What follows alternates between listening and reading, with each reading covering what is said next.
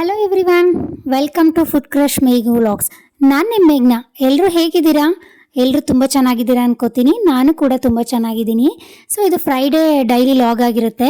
Morning 11:30ಇಂದ ನೈಟ್ವರೆಗೂ ನನ್ನ routine ಯಾವ ಥರ ಇರುತ್ತೆ ಅಂತ ಈ ಲಾಗ್ನಲ್ಲಿ ತೋರಿಸಿದ್ದೀನಿ.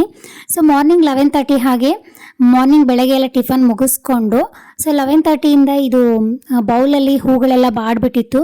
ಸೊ ಹಾಗಾಗಿ ಅದನ್ನು ಬೌಲಲ್ಲಿರೋದೆಲ್ಲ ಹೂಗಳನ್ನೆಲ್ಲ ಕ್ಲೀನ್ ಮಾಡಿ ಮತ್ತು ಅದಕ್ಕೆ ಹೊಸ ಹೂಗಳನ್ನು ಹಾಕೋತಾ ಇದ್ದೀನಿ. ಅಂದರೆ ನಮ್ಮ ಗಾರ್ಡನಲ್ಲಿ ಯಾವ ಹೂ ಬೆಳೆದಿತ್ತೋ ಅದೇ ಹೂಗಳಿಂದ ನಾನು ಅದನ್ನು ಬೌಲ್ನ ಡೆಕೋರೇಟಿವ್ ಮಾಡಿದ್ದೀನಿ.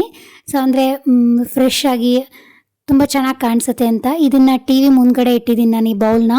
ಮಾರ್ನಿಂಗ್ ಉದ್ಕ ಮುದ್ದೆ ಮಾಡಿದ್ವಿ. ಸಬ್ಬಸ್ಗೆ ಮತ್ತು ಹೆಸರು ಕಾಳನ್ನ ಸೇರಿಸ್ಬಿಟ್ಟು ಉದ್ಕ ಮುದ್ದೆ ಮಾಡಿದ್ವಿ. ಸೊ ಮಧ್ಯಾಹ್ನದ ಏನೂ ಅಷ್ಟೊಂದೇನು ಕೆಲಸ ಇರಲಿಲ್ಲ. ಸೊ ರೈಸ್ ಒಂದೇ ಮಾಡೋದಿತ್ತು.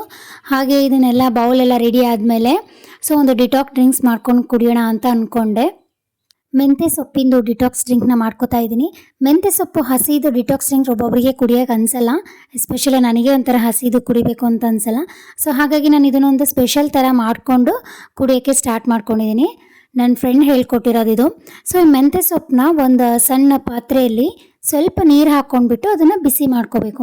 ಅಂದರೆ ಫುಲ್ ಕಲರ್ ಚೇಂಜ್ ಆಗುವವರೆಗೂ ಅಲ್ವಾ, ಸ್ವಲ್ಪ ಲೈಟಾಗಿ ಅದು ಹಸಿರು ಬಣ್ಣ ಬರೋ ಅಷ್ಟೊತ್ತಿಗೆ ಕುದ್ದಾದ್ಮೇಲೆ ಆಫ್ ಮಾಡಿಬಿಡಬೇಕು. ಭಾಳ ಹೊತ್ತು ಕುದಿಸ್ಕೋಬಾರ್ದು. ಸೊ ಅದು ತಣ್ಣಗಾದಮೇಲೆ ಒಂದು ಮಿಕ್ಸಿ ಜಾರಿಗೆ ಮೆಂತ್ಯ ಸೊಪ್ಪು ಮತ್ತು ಅದೇ ನೀರನ್ನ ಹಾಕ್ಕೊಂಡ್ಬಿಟ್ಟು ಒಂದು ಬೆಟ್ಟಿದ ನೆಲ್ಲಿಕಾಯಿ ಮತ್ತು ಶುಂಠಿ, ಸ್ವಲ್ಪ ಉಪ್ಪು, ಮೆಣಸಿನ ಪುಡಿ, ಜೀರಿಗೆ ಪುಡಿ ಚಿಟಿಕೆ ಆಗೋಷ್ಟು ಸ್ವಲ್ಪನೇ ಹಾಕ್ಕೊಳ್ಳಿ. ಹಾಗೆ ನಿಂಬೆಹಣ್ಣಲ್ಲಿ ಕಾಲು ಭಾಗದಷ್ಟು ನಿಂಬೆಹಣ್ಣ ಹಿಂಡ್ಕೋಬೇಕು. ಅದಕ್ಕೆ ಸ್ವಲ್ಪ ನೀರನ್ನ ಹಾಕ್ಕೊಂಡು ಅದನ್ನು ಮಿಕ್ಸಿ ಮಾಡ್ಕೋಬೇಕು, ರುಬ್ಕೋಬೇಕು ಅದನ್ನು. ಮೆಂತ್ಯ ಸೊಪ್ಪಿಂದನೂ ಸಾಕಷ್ಟು ಬೆನಿಫಿಟ್ಸ್ ಇದೆ. ಹಾಗೆ ನೆಲ್ಲಿಕಾಯಿ ಯೂಸ್ ಮಾಡಿರ್ತೀವಲ್ಲ, ಸೊ ಹೇರ್ ಫಾಲಿಗಾಗಲಿ ಮತ್ತು ವೆಯ್ಟ್ ಲಾಸಿಗೆ ತುಂಬಾ ಹೆಲ್ಪ್ ಆಗುತ್ತೆ ಈ ಡಿಟಾಕ್ಸ್ ಡ್ರಿಂಕ್ನ. ವೀಕ್ಲಿ ಒಂದ್ಸಲ ಯೂಸ್ ಮಾಡಿದರೆ ಸಾಕು.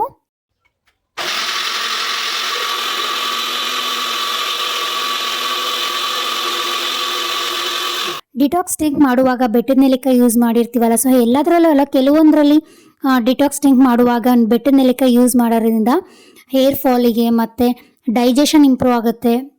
ಮಲಬದ್ಧತೆ ಸಮಸ್ಯೆ ಇರೋರಿಗೆ ಬೇಗನೆ ಇಂಪ್ರೂವ್ ಆಗುತ್ತೆ. ಹಾಗೆ ವೆಯ್ಟ್ ಲಾಸ್ ಮಾಡೋರಿಗೆ ಇದೊಂದು ಬೆಸ್ಟ್ ಡಿಟಾಕ್ಸ್ ಡ್ರಿಂಕ್ ಅಂತಲೇ ಹೇಳ್ಬೋದು.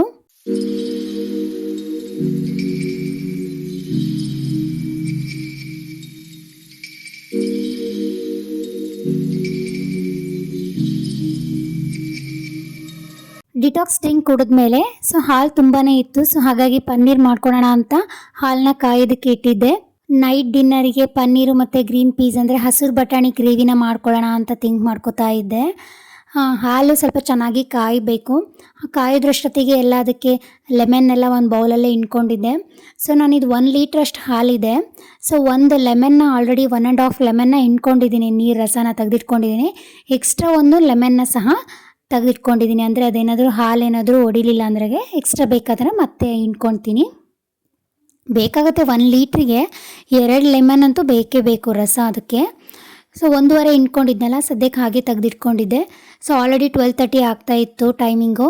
ಸೊ ಹಾಗೆ ಅದ್ರ ಜೊತೆಗೇ ರೈಸಿಗೆ ಇಡೋಣ, ಅದ್ರ ಜೊತೆಗೆ ಕೂಗುತ್ತೆ ಅಂತ ಸೊ ರೈಸ್ ಸಹ ತೊಳೆದ್ಬಿಟ್ಟು ಅದ್ರ ಪಕ್ಕಕ್ಕೆ ರೈಸ್ ಸಹ ಇಡ್ತಾಯಿದ್ದೀನಿ. ಹಾಲು ಸ್ವಲ್ಪ ಚೆನ್ನಾಗಿ ಕಾಯಬೇಕು. ಕಾದ್ಮೇಲೆ ಅದನ್ನು ಲೆಮನ್ನ ಹಾಕ್ಕೋಬೇಕು. ಅರ್ಧ ಕಾದಾಗ ಅದನ್ನು ಲೆಮನ್ ಹಾಕಿದರೆ ಪನ್ನೀರು ಅಷ್ಟು ಸರಿಯಾಗಿ ಬರೋದಿಲ್ಲ. ನಾನು ಆಲ್ಮೋಸ್ಟ್ ಪನ್ನೀರ್ದು ಏನಾದರೂ ಗ್ರೇವಿ ಮಾಡುವಾಗ, ಪನ್ನೀರ ರೈಸ್ ಮಾಡುವಾಗ ಆಲ್ಮೋಸ್ಟ್ ನಾನು ಮನೆಯಲ್ಲೇ ಮಾಡ್ಕೊಂಡಿರ್ತೀನಿ ಪನ್ನೀರನ್ನ. ನಾನು ಹೊರಗಡೆ ಪನ್ನೀರನ್ನ ತರಿಸೋದೇ ಕಡಿಮೆ ಮಾಡಿಬಿಟ್ಟಿದ್ದೀನಿ. ಯಾಕಂದರೆ ನಮ್ಮದೇ ಹಾಕ್ಲಿರೋದ್ರಿಂದ ಸೊ ಬೇಕಾದಾಗ ಹಾಲನ್ನ ಯೂಸ್ ಮಾಡಿಕೊಂಡು ಬೇಕಾದಷ್ಟು ಹಾಲನ್ನ ಇಟ್ಕೊಂಡು ಪನ್ನೀರಿಗೆ ಉಳಿದನ್ನೆಲ್ಲ ಡೈರಿಗೆ ಹಾಕೋತೀವಿ. ಈ ಇತ್ತೀಚೆಗೆ ತರಿಸೋದೇ ಕಡಿಮೆ ಮಾಡಿಬಿಟ್ಟಿದ್ದೀನಿ. ಇದೇ ಈಸಿ ಅನಿಸುತ್ತೆ. ಸೊ ಹಾಗಾಗಿ ಮನೆಯಲ್ಲೇ ಪನ್ನೀರನ್ನ ಹೆಲ್ತಿಯಾಗಿ ಮಾಡ್ಕೋಬೋದು ಅಂತ ಸೊ ನಾನಾಗಿ ಮನೆಯಲ್ಲೇ ಪನ್ನೀರನ್ನ ಮಾಡ್ಕೊಂಡಿರ್ತೀನಿ. 1 ಡೇ ಮುಂಚೆ ಇಲ್ಲಾಂದರೆ ಅವತ್ತಿನ ದಿನನಾದರೂ ಮಾಡ್ಕೊಂಡಿರ್ತೀನಿ. ನಾಳೆ ಗ್ರೇವಿ ಮಾಡ್ಕೋಬೇಕು ಅಂದರೆ ಮುಂಚೆನಾದರೂ ಪನ್ನೀರ್ ಮಾಡ್ಕೊಂಡಿರ್ತೀನಿ. ಇಲ್ಲ ನೈಟ್ ಮಾಡ್ಕೋಬೇಕು ಅನಿಸಿದ್ರೆ ಫ್ರೀ ಇದ್ದರೆ ಸೊ ಅವತ್ತೇ ಪನ್ನೀರನ್ನ ರೆಡಿ ಮಾಡ್ಕೊಂಡಿರ್ತೀನಿ. ನೋಡಿ, ಹಾಲು ಚೆನ್ನಾಗಿ ಕುದಿಯೋ ಟೈಮಲ್ಲಿ ನಾನು ಲೆಮನ್ನ ಹಿಂಡಿದ್ದೀನಿ. ಸೊ ಲೆಮನ್ ಹಿಂಡಿದ ತಕ್ಷಣ ಹಾಲು ಒಡ್ಕೊಳ್ಳುತ್ತೆ. ಅಂದರೆ ಹಾಲು ಅಂದರೆ ಪನ್ನೀರ್ ಸಪ್ರೇಟು, ಒಂಥರ ನೀರು ಸಪ್ರೇಟ್ ಆಗುತ್ತೆ. ಸೊ ಈಗ ಇದನ್ನು ಚೆನ್ನಾಗಿ ಸೋಸ್ಕೋಬೇಕು. ಒಂದು ಕಾಟನ್ ಬಟ್ಟೆಯಲ್ಲಿ ತಳಗೆ ಸೋಸೋದನ್ನ ಇಟ್ಕೊಂಡು ಮೇಲೆ ಕಾಟನ್ ಬಟ್ಟೆಯಲ್ಲಿ ಅದನ್ನು ಹಾಕೋತಾ ಸೋಸ್ಕೋಬೇಕು. ಈಗ ಅದನ್ನು ಚೆನ್ನಾಗಿ ನೀರಲ್ಲಿ ವಾಶ್ ಮಾಡ್ಕೋಬೇಕು. ಅಂದರೆ ಲೆಮನ್ನ ಹಿಂಡಿರ್ತೀವಲ್ಲ, ಅದು ಹುಳಿಯಂಶ ಇರುತ್ತೆ. ಸೊ ಹಾಗಾಗಿ ಅದನ್ನು ನೀರಿನಲ್ಲಿ ಸ್ವಲ್ಪ ಚೆನ್ನಾಗಿ ತಣ್ಣೀರಲ್ಲಿ ವಾಶ್ ಮಾಡಿಕೊಂಡು ಗಟ್ಟಿಯಾಗಿ ಅದನ್ನು ನೀಟಾಗಿ ಹಿಂಡ್ಕೊಂಡ್ಬಿಟ್ಟು, ಅದರಲ್ಲಿ ನೀರೆಲ್ಲ ಅಂದರೆ ನೀರು ಪೂರ್ತಿ ಖಾಲಿ ಆಗೋವರೆಗೂ ಅದನ್ನು ಹಿಂಡ್ಕೊಂಡ್ಬಿಟ್ಟು, ನಮಗೆ ಯಾವ ಥರ ಶೇಪ್ ಬೇಕು ಅಂದರೆ ಬಾಕ್ಸ್ ಶೇಪಲ್ಲಿ ಅದನ್ನು ಸರಿ ಇಟ್ಕೊಂಡು ಅದ್ರ ಮೇಲೆ ವೇಟ್ ಆಗಿರೋ ಅಂಥದ್ದನ್ನು ಇಡಬೇಕು. ಅಂದರೆ ಬಾಕ್ಸ್ ಇಲ್ಲ ಏನಾದರೂ ಒಟ್ಟು ವೇಟ್ ಆಗಿರೋ ಅಂಥದ್ದನ್ನು ಅದ್ರ ಮೇಲೆ ಇಟ್ಟರೆ ಪನ್ನೀರು ರೆಡಿಯಾಗುತ್ತೆ. 3 to 4 ಅವರ್ಸಲ್ಲಿ ಪನ್ನೀರು ರೆಡಿಯಾಗಿರುತ್ತೆ.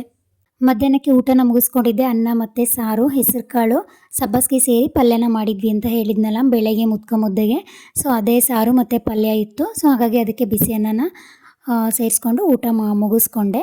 ಹಾಗೆ ಸಂಜೆ ಹೊತ್ತಲ್ಲಿ ಬಟ್ಟೆ ಫೋಲ್ಡ್ ಮಾಡೋದಿತ್ತು. ಅಂದರೆ 4 ಗಂಟೆ 3:30 ಸುಮಾರನ್ನ ಇದನ್ನು ಬಟ್ಟೆನ ತಂದು ಮಂಚದ ಮೇಲೆ ಹಾಕ್ಕೊಂಡು ಬಿಟ್ಟಿರ್ತೀನಿ. ಈಗ ತಂಪೊತ್ತು ಜಾಸ್ತಿ ಅಲ್ವಾ, ಸೀದಾ 6 o'clock 5:30 ಹಂಗೆ ತಂದರೆ ಬಟ್ಟೆ ಏನು ಹಾರಿದ್ರೂ ತಂಪಾಗಿರುತ್ತೆ. ಸೊ ಹಾಗಾಗಿ ಒಂದು 4 o'clock ಹಂಗೆ ತಂದಿಟ್ಬಿಟ್ಟಿರ್ತೀನಿ. ಸೊ ಈವ್ನಿಂಗ್ ಕಸ ಎಲ್ಲ ಹೊಡೆದ್ಬಿಟ್ಟು ದೀಪ ಎಲ್ಲ ಮೂಡಿಸಿ ಆಮೇಲೆ ಬಟ್ಟೆ ಫೋಲ್ಡಿಂಗ್ನ ಮಾಡ್ಕೋತಾ ಇರ್ತೀನಿ. ಹಾಗೆ ಸಂಜೆಗೆ ಸ್ನ್ಯಾಕ್ಸ್ ಏನಾದರೂ ಮಾಡಬೇಕಿತ್ತು ಅಂತ ಅಂದರು. ಸೊ ಹೊಟ್ಟೆ ಹಸಿವಾಗ್ತಾಯಿದೆ ಅಂದರು. ಸೊ ಹಾಗಾಗಿ ಕರಿದ ಮಂಡಕ್ಕಿ ಇತ್ತು ಮನೇಲಿ, ಮಾಡಿಟ್ಟಿದ್ವಿ. ಬೇಕಾಗುತ್ತೆ ನಮ್ಮ ಮನೇಲಿ ಕರಿದ ಮಂಡಕ್ಕಿ ಅಂದರೆ ಎಲ್ಲರಿಗೂ ತುಂಬಾ ಇಷ್ಟ. ಸೊ ಹಾಗಾಗಿ ಇತ್ತಲ್ವ ಅಂತ ಕರಿದ ಮಂಡಕ್ಕಿನ ಪ್ಲೇಟಿಗೆ ಹಾಕ್ಕೊಂಡ್ಬಿಟ್ಟು ಅದ್ರ ಮೇಲೆ ಖಾರನ ತಂದಿದ್ರು. ಸೊ ಖಾರನ ಹಾಕ್ಕೊಂಡ್ಬಿಟ್ಟು ತಿನ್ನೋದಕ್ಕೆ ಅಂತ ಕೊಡ್ತಾಯಿದ್ದೀನಿ. ನನಗೆ ಕರಿದ ಮಂಡಕ್ಕಿ ಮತ್ತು ಖಾರ ಅಂದರೆ ಅಷ್ಟೊಂದು ಇಷ್ಟ ಆಗೋಲ್ಲ. ಸೊ ಜೊತೆಗೆ ಏನೋ ಹಾಗೆ ತಿನ್ನಬೇಕು ಅಂತ ಸ್ವಲ್ಪನೇ ತೊಗೊಂಡು ತಿಂತಾಯಿರ್ತೀನಿ ಅಷ್ಟೇ.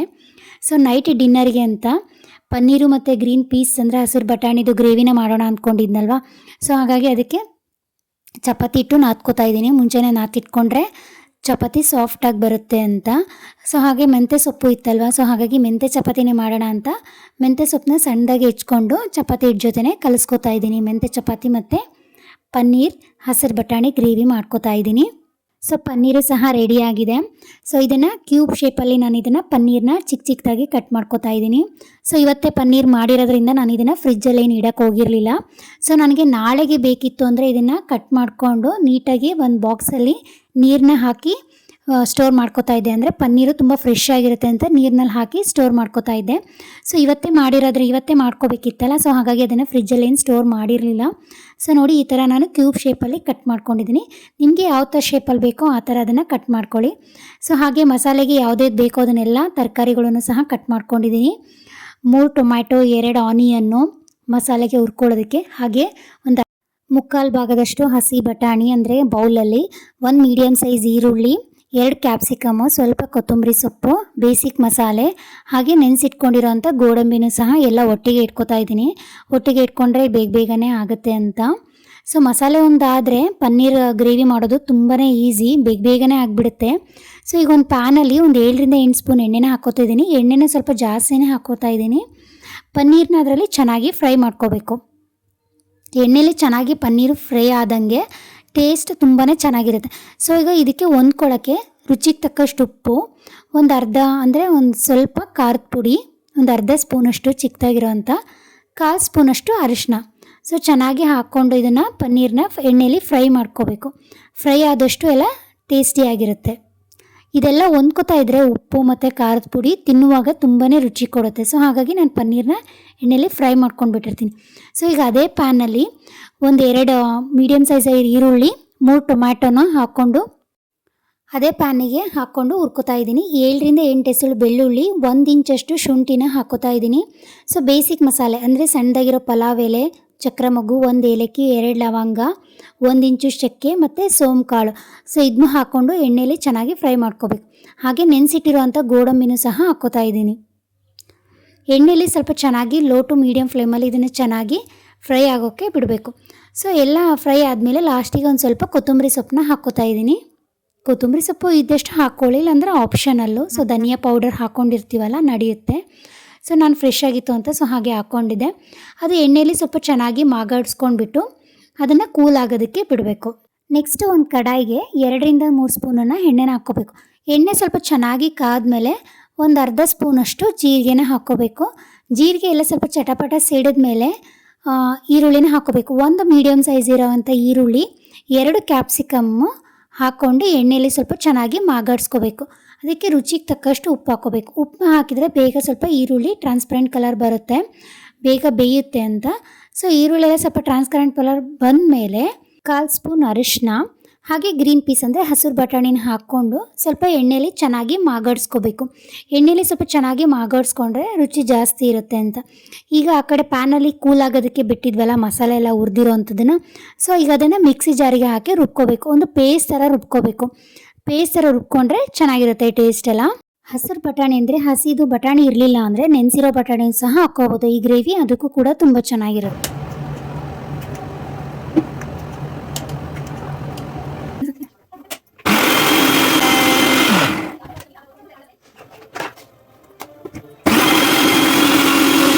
ಸ್ವಲ್ಪ ಉಪ್ಪು ಸಹ ಹಾಕ್ಕೊಂಡು ಮಿಕ್ಸಿ ಜಾರಿಗೆ ರುಬ್ಕೋತಾ ಇದ್ದೀನಿ.